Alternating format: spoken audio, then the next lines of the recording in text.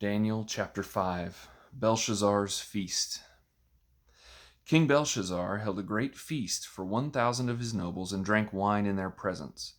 Under the influence of the wine, Belshazzar gave orders to bring in the gold and silver vessels that his predecessor Nebuchadnezzar had taken from the temple in Jerusalem, so that the king and his nobles, wives, and concubines could drink from them.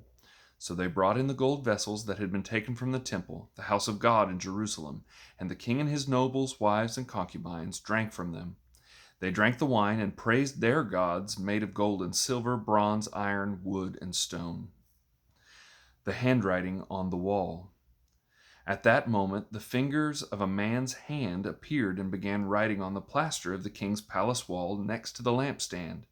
As the king watched the hand that was writing, his face turned pale, and his thoughts so terrified him that his hip joints shook and his knees knocked together.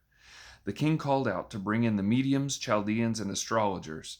He said to these wise men of Babylon, "Whoever reads this inscription and gives me its interpretation will be clothed in purple, have a gold chain around his neck, and have the third highest position in the kingdom." So all the king's wise men came in, but none could read the inscription or make its interpretation known to him. Then King Belshazzar became even more terrified. His face turned pale, and his nobles were bewildered. Because of the outcry of the king and his nobles, the queen came to the banquet hall. "May the king live forever," she said. "Don't let your thoughts terrify you or your face be pale. There is a man in your kingdom who has the spirit of the holy gods in him. In the days of your predecessor, he was found to have insight, intelligence, and wisdom like the wisdom of the gods. Your predecessor, King Nebuchadnezzar, appointed him chief of the diviners, mediums, Chaldeans, and astrologers.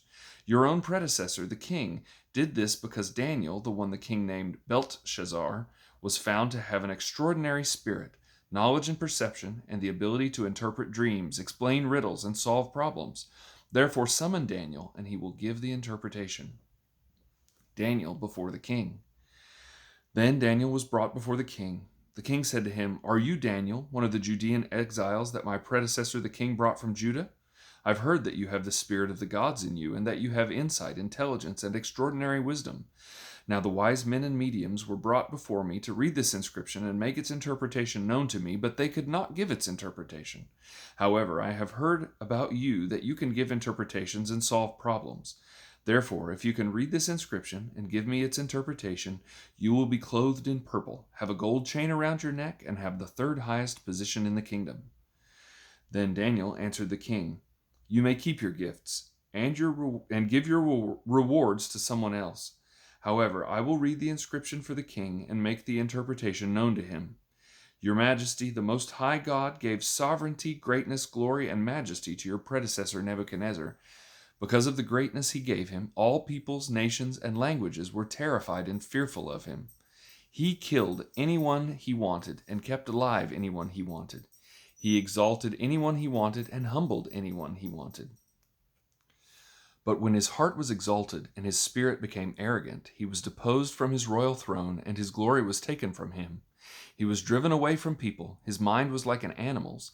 He lived with the wild donkeys. He was fed grass like cattle, and his body was drenched with dew from the sky until he acknowledged that the Most High God is ruler over the kingdom of men and sets anyone he wants over it. But you, his successor, Belshazzar, have not humbled your heart, even though you knew all this.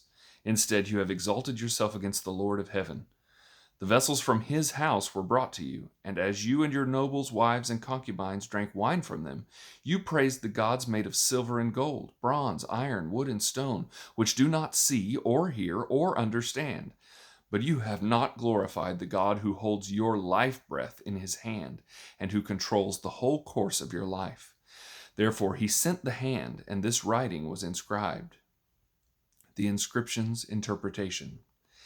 This is the writing that was inscribed.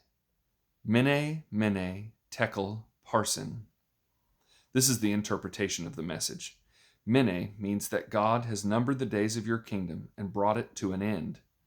Tekel means that you have been weighed in the balance and found deficient. Paris means that your kingdom has been divided and given to the Medes and Persians.